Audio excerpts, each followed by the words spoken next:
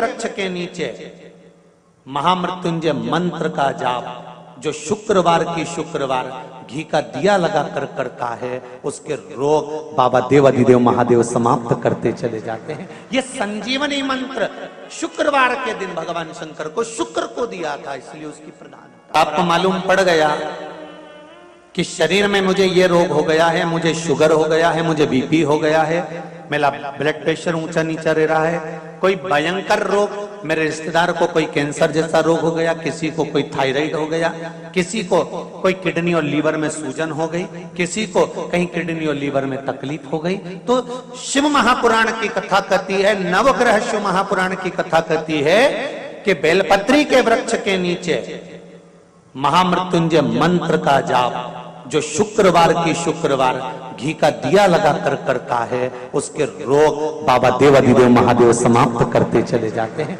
ये संजीवनी मंत्र शुक्रवार के दिन भगवान शंकर को शुक्र को दिया था, इसलिए उस पात्र में जल और दूध ले लीजिए शुक्रवार का दिन। तो कहोगे गुरुजी ये कथा कहां से निकाल के लाए हो? तो विष्णु पुराण में से आप उसको स्मरण कर सकते हो। काय में से? विष्णु पुराण में से। एक पात्र में देसी गाय का दूध, जल उसमें रखकर, और आपके अगर लड्डू गोपाल हो, यदि आपके घर में ठाकुर जी हो, लड्डू गोपाल हो, विष्णु जी का कोई स्वरूप हो, श्री हरि का कोई स्वरूप हो, तो उस पर शुक्रवार के दिन आप संध्या के समय पर दुर्वा डालकर उस दुर्वा से अगर लक्ष्मी जी के नामों का 108 बार उच्चारण कर कर घी का दिया लगाकर कैसर के चावल साथ में रखकर केवल उस जल का और दूध का मात्र छींटा देते हो, तो उसके घर में कभी लक्ष्मी की कमी नहीं आ सकती, संपदा बढ़ती चली जाती है। 108 बार लक्ष्मी के नाम का मात्र उच्चारण कर लेने पर भगवान विष्णु के चरणारविंद पर, भगवान विष्णु के चरणों पर केवल उस दुर्वा का, जल का, दूध का सिंचन कर देने से भी लक्ष्मी की वृद्धि होती। शिव उनके मंदिर में आने वाले को तुरंत दे देता, जल चढ़ाने वाले को 3 चीजें तुरंत मिल जाती। आप नहीं भी मांगे, आप यदि नहीं भी मांगेंगे तो भी वो 3 चीजें मिल जाती। पहले नंबर पर है शांति, दूसरे नंबर पर है दिशा, और तीसरे नंबर पर है सफलता। शांति, और बहुत जरूरी है मन की शांति। आप जब मन से भगवान देवाधिदेव महादेव के मंत्र का उच्चारण करते हैं, आप जब मन से भगवान शंकर के नाम का उच्चारण करते हैं, तब हृदय की शांति अपने आप आती है। इसलिए एक बार दिल से सब लोग पुकारेंगे, श्री शिवाय नमस्तुभ्यं, श्री शिवाय नमस्तुभ्यं। पति पत्नी में आपस में झगड़ा हो रहा हो, बहुत क्लेश रहता हो, बहुत ज्यादा, दोनों एक दूसरे का मुंह देखना पसंद ना करते, दोनों एक दूसरे के सामने ना आए, इतना क्रोध जिस पति पत्नी के आपस में रहता हो, अगर पत्नी एक सिंदूरा अगर शंकर जी के मंदिर से पार्वती जी को टच कर कर, पार्वती जी का स्पर्श कराकर सिंदूर उसमें भरकर उस सिंदूरे को अगर अपनी अलमारी में रख लेती है, जहां तैयार होती है उस अलमारी में रख ले, और भले वो मांग में लगा रही कि ना लगा रही, थोड़ा बहुत भी लगाया तो ठीक है, ना लगाए तो अलमारी में अगर रख भी ले, 20-22 दिन के अंदर हमको पत्र लिखकर बताना कि उसकी लड़ाई झगड़ा कम हुआ कि नहीं हुआ, उसका आपस में मेल बढ़ा कि नहीं। तो एक प्रैक्टिकल करके देखना कि सियोर वाला महाराज कहीं झूठ तो बोल के नहीं चले। अगर छोटा सा शंकर जी का शिवलिंग है, छोटा सा शंकर भगवान का शिवलिंग है, या आपके घर में कुबरेश्वर धाम का कंकर है, और आपके घर में यदि शंकर भगवान का शिवलिंग है, या सीहोर का रुद्राक्ष हो, या शंकर भगवान का शिवलिंग हो, या कंकर शंकर हो, तो निवेदन है जहां पर भी शिवलिंग आपके घर में विराजमान है, अगर छोटी सी कटोरी में एक बेलपत्र को आप नीचे रखिए, छोटी सी कटोरी उस बेलपत्र के ऊपर रखकर उसमें थोड़ा सा मधु, शहद, शंकर भगवान की साक्षी में शिव जी के सामने अगर शुक्रवार की शुक्रवार रखना प्रारंभ कर दो, धीरे धीरे संपदा की वृद्धि अपने आप होना। आपको पहले भी कथा में कहा, इंद्रदेव ने यह बात सामने रखी थी ब्रह्मा जी से कि ब्रह्मदेव भगवान शंकर से कहो कम से कम सीधे बैठ जाए। भगवान बोले हम नहीं बैठेंगे सीधे। तो पूछा क्यों? कि हमारा कोई बाप नहीं, हमारा कोई भाई नहीं, बारात कैसे देखेंगे? आगे से नंदी देखेगा, पीछे से हम देखेंगे। इसलिए नंदी पर उल्टे बैठे थे, शादी करने जा रहे थे, बिल्कुल उल्टे। सबसे अच्छी दिशा कौन सी होती है? 4 दिशा हैं, पूर्व, पश्चिम, उत्तर, दक्षिण। सबसे अच्छी दिशा कौन सी है? पूरब और पश्चिम को लोग मानते हैं, पूजन करने बैठते हैं तो कहाँ बैठते हैं? पूरब और पश्चिम में, ठीक है। पर शंकर उल्टे हैं, शिव उल्टे बैठे, इसलिए शिव आराधना कहां होती है? शंकर जी का जो जलाधारी है वो कहां है? उत्तर की ओर, उत्तर की ओर जलाधारी। शिव के भगत शंकर का पूजन करने बैठते हैं तो कहां बैठते हैं? दक्षिण की ओर। दक्षिण में भगत बैठता है, उत्तर की ओर जलाधारी रहती है। महाराज देखिए कितनी विचित्र लीला है। पंडित जी आपको पूजन करने बिठाएंगे तो कहेंगे पूरा पश्चिम में बैठो, पंडित जी अगर बिठाएंगे तो कहेंगे पूरा पश्चिम में बैठो। पर शंकर का अनुमोदन करने वाला, शिव का स्मरण करने वाला, शंकर की पूजन करने वाला, शंकर को जल चढ़ाने वाला, अगर वो पूरब में बैठकर चढ़ा रहा है, पश्चिम में बैठकर चढ़ा रहा है, उत्तर में बैठकर चढ़ा रहा है, उसका फल मात्र 25% है। और शंकर को अगर दक्षिण में बैठकर उत्तर की ओर मुख कर जल चढ़ा रहा है तो उसका पुण्य 1000% है महाराज। उसका पुण्य आनंद में प्राप्त हो जाता है, उसको कम नहीं हो सकता, वो बढ़ता, उसमें कमता नहीं रहती। एक प्रैक्टिकल करके देखना, छोटा सा प्रैक्टिकल, छोटा सा है। मान लो किसी व्यक्ति को बहुत तेज बुखार आ रहा है, ठीक है, बहुत तेज बुखार है, कोई बच्चा है, कोई बड़ा है, और उसको बहुत तेज बुखार आ रहा है, बहुत तेज। अब आज के जमाने में बुखार कोरोना के चक्कर में भी है, वो भी ध्यान रखना हो। पर मान लो किसी व्यक्ति को बुखार बहुत तेज आ रहा है और बच्चा तप भी बहुत रहा है, एक लोटा पानी महाराज लेकर जाइए, उल्टे हाथ में उस कलश को रखिएगा, सीधे हाथ से उस कलश के ऊपर हाथ रखकर लेकर ऐसे कैसे ही मंदिर में चले जाओ शंकर जी के। दक्षिण की ओर खड़े हो, उत्तर की ओर मुख करो, एक पात्र भी लेकर जाओ, उस पात्र को जहां से पानी गिरता है वहां रख दीजिए और उस पानी को शंकर जी को चढ़ा दीजिए। उस पानी को लेकर जाओ, एक बाल्टी में डाल दो, दूसरा पानी उसमें भर लो, जिस व्यक्ति को बुखार आ रहा है उसको स्नान करा दो। 15 से 20 मिनट के बाद में, 20 मिनट भी जान दो, अगर आपको लगता है कि शरीर ठंडा हो गया, और आधे घंटे बाद उसको फिर आप टेम्परेचर नापेंगे, बुखार धीरे धीरे समाप्ति की ओर आ जाएगा, बुखार टिकेगा नहीं उसके शरीर। एक बार लोहे से कहा, सोना लोहे से बोलता है, लोहा तू भी धातु मैं भी धातु, मैं सोना तू लोहा, तू भी धातु मैं भी धातु, मुझे भी अग्नि में तपाया जाता है, तुझे भी अग्नि में तपाया जाता है।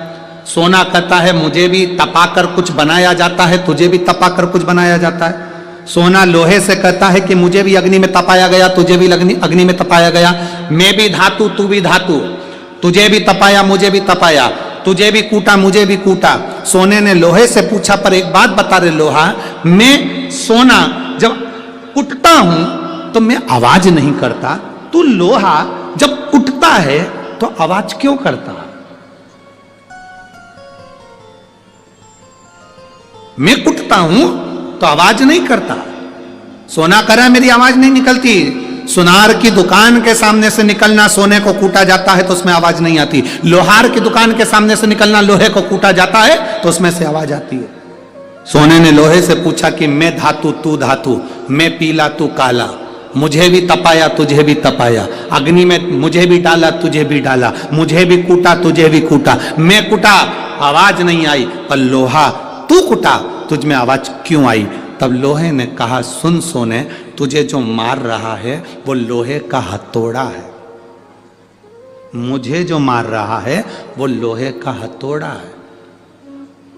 सोने तुझे लोहे का हथौड़ा मार रहा है ना, इसलिए तू चिल्ला नहीं रहा। मैं लोहा, और जब मुझे लोहे का हथौड़ा मारता है ना तो चीख रहा हूं। अपना अपने को चोट देता है तब चीख तो निकलती ही है। सोने का हथौड़ा अगर सोने को मारता तो चिल्लाता, लोहे का हथौड़ा लोहे को मारता है तो चीखता है। अपना अपने को गाली देता है, अपना अपनों को अपशब्द कहता है, अपना अपने को ताना देता है तो चीख निकलती है, बद्दुआ निकलती है, अपशब्द निकलते हैं। दूसरा सोने को लोहा मारेगा तो सोने को कोई फर्क नहीं पड़ता, दूसरा गाली देगा चल जाएगा, दूसरा अपशब्द कहेगा चल जाएगा, दूसरा ताने देगा चल जाएगा, पर कोई अपना अपने को अपशब्द कहे, अपना अपने को ताने दे, अपना अपने को आड़ा टेढ़ा कहे, ये नहीं चलता। भगवान देवादिदेव महादेव के साथ में हुआ क्या था, उनके ही ससुर ने उनको गाली दे दी थी, तुझे शमशान का निवास करना पड़ेगा, मेरा श्राप है शिव, तू शमशान में रहेगा। शंकर भगवान तो भी अलमस्त थे, उन्होंने कहा कोई बात नहीं, अच्छी जगह पे प्लाट मिला है, कोई कब्जा ही नहीं करेगा, उसमें क्या टेंशन। शिव जैसे प्रसन्न भाव में रहने वाला चाहिए, हर एक में अच्छाई देखो, जितना आप अच्छा ढूंढोगे उतने अच्छाई मिल जाएगी। दो माताएं बस में लड़ रही थी, सीट एक थी, बैठने के लिए दोनों लड़ रही, वो बोली मैं बैठूंगी, वो बोली मैं बैठूंगी। कंडक्टर आ गया, क्यों लड़ रही हो, मैं बैठूंगी, दूसरी बोली मैं बैठूंगी। कंडक्टर बोला तुम में जो ज्यादा उम्र वाली हो वो बैठ जाए। पूरे रास्ते दोनों खड़ी रही, बैठी नहीं, क्योंकि जो बैठेगी वो ज्यादा उम्र की, बैठी नहीं, दोनों खड़ी। पूरा रास्ता उन्होंने खड़ा खड़ा निकाल दिया, पर बैठी नहीं। कंडक्टर दोबारा आया, बैठो, अभी नहीं, मैं बैठू। तो कंडक्टर ने दूसरी से कहा बैठ जाओ, दिख रहा है तुझे, मेरी उम्र नजर आ रही है। कंडक्टर ने फिर दूसरी से कहा तू बैठ जा, आंखों का इलाज करवा लेते रहे। नहीं बैठूंगी मैं, कोई इतनी उम्र क्यों। कुर्सी पूरी खाली बस की, दोनों नहीं बैठी, इतने में एक दूसरा आ गया, चले गए। ये खड़ी की खड़ी बस की, किसी को मालूम ना पड़ जाए कि उम्र कितनी है।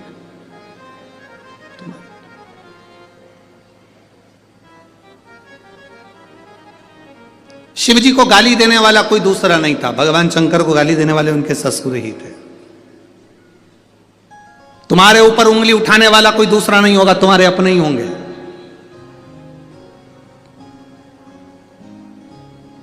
कोई दूसरा नहीं होगा, तुम्हारे अपने। वो लोग चिल्लाते ना, भैया जी संघर्ष करो हम तुम्हारे, अरे जम के तो बोलो, हम तुम्हारे साथ हैं, भैया जी संघर्ष करो हम तुम्हारे साथ हैं। अब इतनी तेज चिल्ला के करे संघर्ष करो हम तुम्हारे साथ हैं, अगर तुम साथ होते तो संघर्ष की जरूरत ही क्या पड़ती, संघर्ष की जरूरत क्या पड़ती, साथ नहीं हो तो संघर्ष की जरूरत है, कहना कठिन है। शंकर भगवान को गाली देने वाला कोई दूसरा नहीं था, शिव जी को अपशब्द कहने वाला कोई दूसरा नहीं था, शंकर भगवान को आड़ा टेढ़ा कहने वाला कोई दूसरा नहीं था, स्वयं देवादिदेव महादेव को अपशब्द कहे उनके ससुर ने कहे, ए शिव मेरा श्राप है, तू शमशान में निवास कर। 5 स्थान शिव जी को चढ़े हुए जल को लगाने का। पहला स्थान बोलिए, जम के बोलो जरा, नेत्र। दूसरा स्थान कर्ण, तीसरा स्थान मस्तिष्क, चौथा स्थान कंठ, और 5वां स्थान अपना हृदय।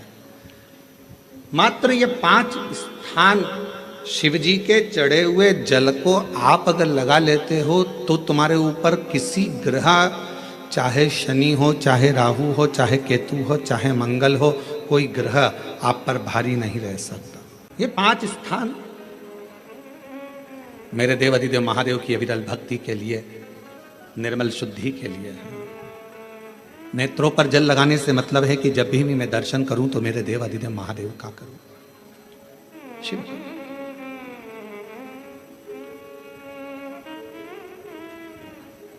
कंठ पर जल लगाने से मतलब है कि मेरे मुख से जो वाणी निकले, और मान लो मेरे मुख से कोई अपशब्द निकल गया तो किसी का बुरा ना हो जाए। कर्णों से जल लगाने से मतलब है कि मेरे कानों के माध्यम से जो शब्द मेरे अंदर जाएं वो मेरे जीवन का कल्याण करें। मस्तिष्क पर जल लगाने से मतलब है कि मेरे भगवान के चरण का जल, उनकी रज मेरे सिर पर चढ़ी रहे और मेरे जीवन में कभी अहंकार ना आए। हृदय पर जल लगाने से मतलब है कि मेरे हृदय में भगवान शंकर के चरणों का आभास नित्य प्रतीत है। हमेशा ये 5 स्थान, जिस लड़की को, जिस लड़के को मंगल है, और ब्राह्मण देवता ने यदि आपको कहा कि इनको मंगल है, इसकी शादी में देरी हो रही है, मंगल के कारण अगर शादी रुक रही है, देरी हो रही है, विवाह में देरी हो रही है, तो उस बेटी और बेटे को 3 महीना लगातार शिवजी पे चढ़े हुए जल को इन 5 स्थान पर लगाना प्रारंभ कर दे। 3 महीने के बाद वो खुद कहेगा कि हाँ, हमारा संबंध जम गया, हमें मंगल से कोई दोष नहीं लगा। स्वयं शिव कृपा करते हैं।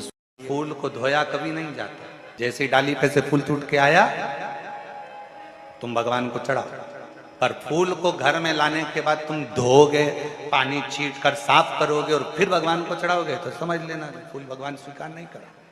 फालतू की बात। जैसा है वैसा देव, तुम्हारे जैसे नहीं।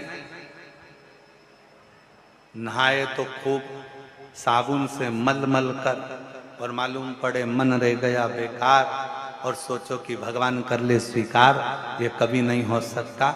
फूल और मनुष्य एक जैसा होना चाहिए कि फूल जैसा दिया वैसा भगवान को दिया। इसमें स्नान नहीं कराना, उसी तरह मन भगवान ने जैसा दिया वैसा भगवान को प्रदान कर दो, वो उसका। इसमें दिखावा नहीं हो। भगवान गुरु जी हम शंकर जी को क्या चढ़ाएं? हमने कहा जल चढ़ाओ, तो क्या जल लेने के लिए घर जाना पड़ता है? तो फिर हमारे पास तो वो भी लेने के लिए घर पर से हमारे पास पात्र नहीं, हम क्या करें? हमने कहा शंकर के मंदिर चली जा, 3 बार ताली बजा दे। उसने कहा ताली भी नहीं बजाए तो हमने कहा मुख से बम बम बोले बोल दे, उतना ही बोल। वो भी ना बने तो मुस्कुराकर शिव को निहार लो, मुस्कुराकर शंकर को निहार। अब हमारी आदत क्या हो गई? मार्केट में सीताफल बिक रहा है, मार्केट में गन्ना बिक रहा है, मार्केट में बहुत सारी पूजन की सामग्री बिक रही है। हमारे मन में आया, हमने किसी को खरीदते हुए देखा था सीताफल, मतलब लक्ष्मी जी को सीताफल भी चढ़ाना चाहिए। हमने उसको खरीदते हुए गन्ना देखा, मतलब गन्ना भी चढ़ाना चाहिए। लक्ष्मी जी को मैंने खरीदते हुए ये देखा, मतलब ये भी चढ़ाना चाहिए। लक्ष्मी जी को मैंने चढ़ाते हुए लोगों से सोने के सिक्के देखे, मतलब ये भी चढ़ाना चाहिए। मैंने लक्ष्मी जी को चढ़ाते हुए चांदी के सिक्के देखे, मतलब ये भी चढ़ाना चाहिए। मैंने लक्ष्मी जी को चढ़ाने के लिए ये देखा, वो भी चढ़ाना चाहिए।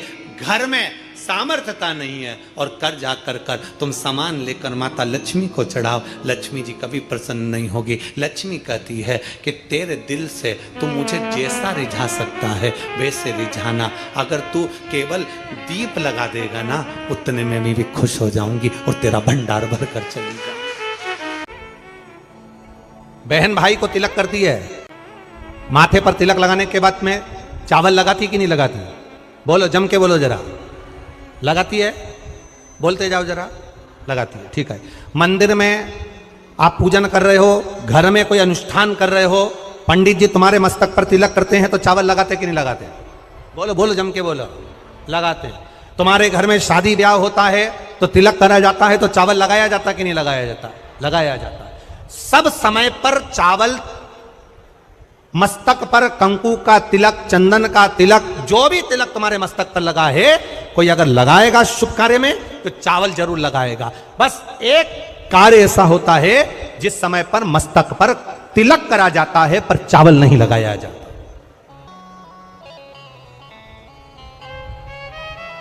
एक समय ऐसा होता है जिस समय तिलक करा जाता है पर चावल नहीं लगाया जाता। चावल का मतलब है अक्षय, मतलब बार बार भगवान ऐसा मौका लाए, बार बार भगवान ऐसी कृपा करे कि तुम ऐसा अनुष्ठान करते रहो, पुण्य करते रहो, सत्कर्म करते रहो, 16 सोमवार के व्रत करते रहो, चतुर्थी के व्रत करते रहो, तुम छठ की पूजन करते रहो, तीज का व्रत करते रहो, सोमवार का व्रत करते रहो। तुम्हारे घर में हमेशा ऐसे शुभ कार्य होते रहे। केवल अक्षय, अक्षत एक जगह पर नहीं लगाया जाता। कब नहीं लगाते अक्षत को? मस्तक पर तिलक करते समय अक्षत कब नहीं लगाया जाता? केवल एक समय पर। कब? जब घर में कोई शांत हो जाता है और शांत होने के बाद जब मस्तक पर पगड़ी का क्रम होता है, उस पगड़ी के क्रम पर तिलक तो लगाया जाता है पर चावल नहीं लगाया जाता। भगवान से प्रार्थना करते हैं ये बार बार मौका मत देना, जो हो गया उसको समाप्त, ऐसा मौका बार बार ना दीजिएगा। हाँ, पगड़ी पर से उठ गए, अच्छा काम करने के लिए मंदिर जा रहे हो, स्थान छोड़ने के बाद अब तिलक लगाओ और उसमें चावल ढेर सारा लगाओ, कोई मना नहीं। पर अक्षय, उस अक्षत की महत्वता को समझना कि उसको बारंबार प्राप्ति ना हो, ऐसे कार्य की प्राप्ति ना हो, अच्छे कार्य की प्राप्ति, श्रेष्ठ कार्य की प्राप्ति, शुभ कार्य की प्राप्ति। अगर मौका मिले तो एक बार भविष्य पुराण, और एक बार मौका मिले तो कुर्म पुराण, और एक बार मौका मिल जाए तो नंदी पुराण, ये 3 पुराणों का स्मरण करना, इसमें आपको अक्षत की महत्वता प्राप्त हो। भविष्य पुराण, कुर्म पुराण और नंदी पुराण, इन 3 पुराणों में आपको अक्षत की महत्वता प्राप्त होगी कि चावल की महत्वता क्या है। एक चावल का दाना जब अशोक सुंदरी वाली जगह पर चढ़ाया जाता है, एक चावल का दाना अशोक सुंदरी वाली जगह पर चढ़ाया जाते ना हो, ये बेलपत्र जो होता है, इस बेलपत्र पर कभी कभी आपने देखा होगा कि कई लोग बीच वाले पत्ते पर चंदन लगा देते हैं। ये जो बीच का पत्ता होता है इस पर लोग चंदन लगा देते हैं। शिव महापुराण की कथा कहती है, अगर भूलवश भी अनायास आपके पास बेलपत्र भी नहीं है, शिव जी का चढ़ा हुआ बेलपत्र भी अगर आपने उठा लिया और उठाकर उस बीच वाले पत्ते पर एक चावल का दाना रखकर भी आप भगवान भोलेनाथ को समर्पित कर रहे हो, तो ये समझ लेना कि तुमने महीना, 2 महीना, 4 महीना, 6 महीना, 8 महीने में, हम तो हमेशा कहते हैं आज फिर कर रहे हैं, 1 महीना पूरा हो जाए जल चढ़ाते, 2 महीना पूरा हो जाए जल चढ़ाते, 3 महीना पूरा हो जाए, 4 महीने पूरे हो गए, 6 महीने पूरे हो गए, या आपका साल भर पूरा हो गया, प्रयास करा करो एक बीच वाले पत्ते पर एक चावल का दाना रखकर शिव जी को समर्पित करना। क्यों? जो तुमने पूर्व में जल चढ़ाया है वो चावल का दाना अक्षय, उसको अक्षत माना जाता है, अक्षय माना जाता है। मतलब तुमने अभी तक जो जल समर्पित करा है वो कभी समाप्त तो नहीं हो सकता, उसका पुण्य तुम्हारे खाते में चले गया, अब तुम उसको किसी को भी प्रदान कर सकते।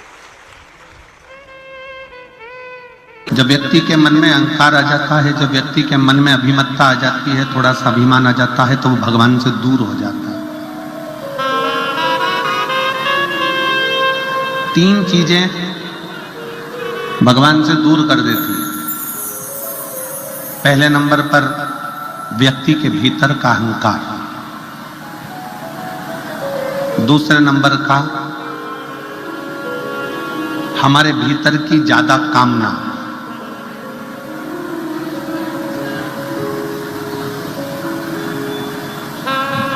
और तीसरे नंबर पर लोभ। एक अहंकार, कामना और लोभ, ये 3 ऐसी है कि जो हमें परमात्मा से दूर कर देती है। जैसे जैसे भीतर अहंकार आता चले जाता है, अभिमान बढ़ता चले जाता है, अभिमत्ता आती चली जाती है, वैसे वैसे परमात्मा दूर होते चले जाता है। भीतर काम जाग जाता है, कामनाएं बढ़ती चली जाती है, भगवान मुझे ये दे देना, भगवान मुझे वो दे देना, भगवान मुझे ये प्रदान कर देना।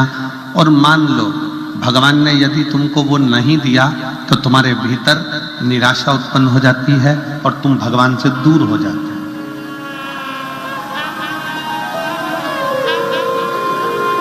एक भीतर की ज्यादा कामना भी परमात्मा से दूर कर देती है। एक हमारे भीतर का लोभ,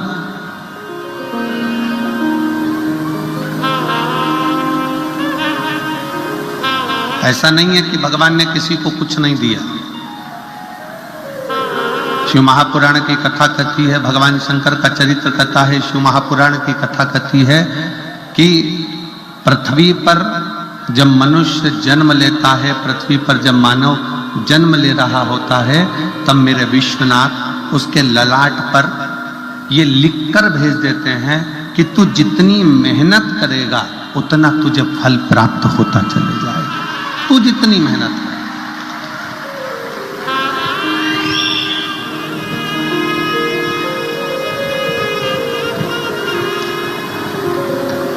तो जितनी जितनी लगनता से काम करेगा, जितनी जितनी मेहनत से काम करेगा, जितना जितना परिश्रम करता चले जाएगा, उतना उतना तू प्राप्त करता चले जाएगा। कथा कहती है कमाई करो तन से और भजन करो मन से। कमाई तन से करिए। अगर कमाई करना है तो तन से करो, खूब अच्छे से। इस शरीर के द्वारा जितना कमा सकते हो, इस शरीर के द्वारा जितना ला सकते हो लेकर आओ, जितना कमा सकते हो उतना कमाओ, जितना कर्म करना हो उतना करो। कमाई तन से करो और खूब करो, पर इस कमाई को मन तक लेकर मत जाओ। कार्तिक का महीना चल रहा है जो कि मेरे भगवान नारायण को प्रिय है, मेरे भगवान विष्णु को अति प्रिय है। और जो राम को प्रिय है, जो नारायण को प्रिय है, वो शिव को प्रिय है, और जो शिव को प्रिय है वो मेरे नारायण को, मेरे राम को प्रिय है। प्रभु की कृपा देखिए कितनी विचित्र है। कार्तिक महीने में किया गया दान, कार्तिक महीने में किया गया पुण्य, कार्तिक महीने में किया गया सत्कर्म, कार्तिक महीने में, इसीलिए कार्तिक के महीने में गोपाष्टमी आती है।